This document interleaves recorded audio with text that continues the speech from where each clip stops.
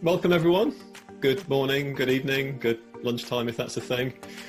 Welcome to this latest webinar from Conservation Careers. What are the reasons behind volunteering and interning?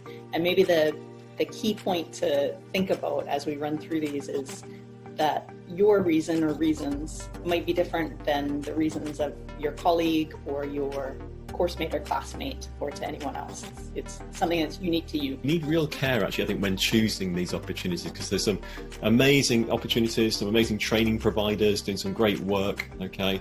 But there's also some, slightly less good ones as well, to be honest. And so really having a good process when looking and choosing and approaching these organizations is really important.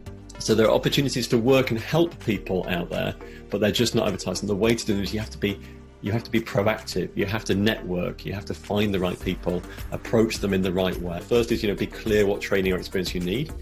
Number two, we're going to talk through an example about how to create a target list of employers.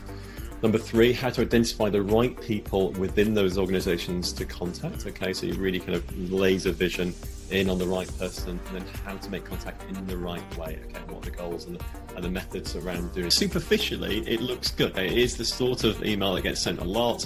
That email gets sent to 100, general emails and doesn't go anywhere. And then we hear at our end actually, but I sent 100 emails out. I didn't even get one response. It's often because a lot of the errors we're seeing in here, are just being replicated. The fact that it's vague, because on the surface something can look right, but actually, if you're just talking about research skills or data analysis, what does that mean to someone? The goal really with an email is just to start a conversation.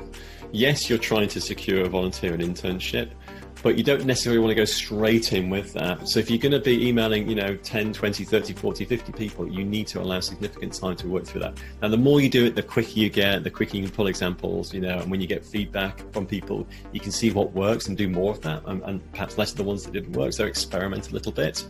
But you can't just copy, paste, send, that sort of approach really has a very limited chance of success. If you're going to the Olympics and trying to secure a gold medal in a competitive arena like that, you can either be a generalist and go for every event, or you can be a specialist and go for one event and really kind of double down on that. If you go for the generalist, you're always going to be up against people who are specialised. By specialising gives you the best chance of being competitive at the end. And